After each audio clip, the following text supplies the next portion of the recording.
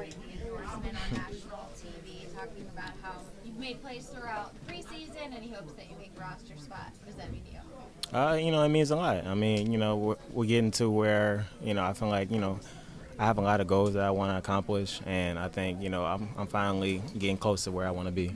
Was there any part of you that really felt extra enjoyment of being able to score 2 touchdowns against your former team?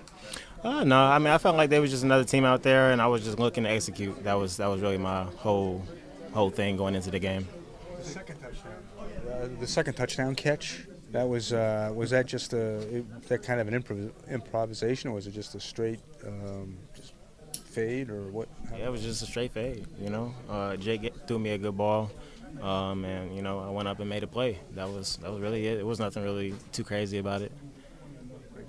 Oh, thank you, appreciate you. What does it say about the confidence that the offense, Jake and Joe, have in you at this point, and how far you've come in this training camp? Well, I wouldn't be here without them giving me opportunities. Well, coaches putting me in positions to be successful. So, I really owe it all to them. So, but, there was a lot of hard work that I put in, over the off season, and, I'm glad it's paying off. How much fun was those 2 catches tonight?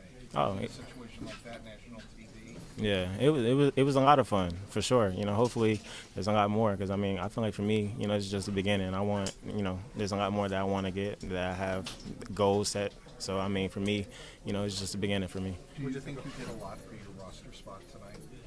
That's out of my control. I try to stick and focus on the things that I can control. So I leave that up to other people. But when you are someone who's fighting for a roster spot, how big is it to have a game like you did have tonight?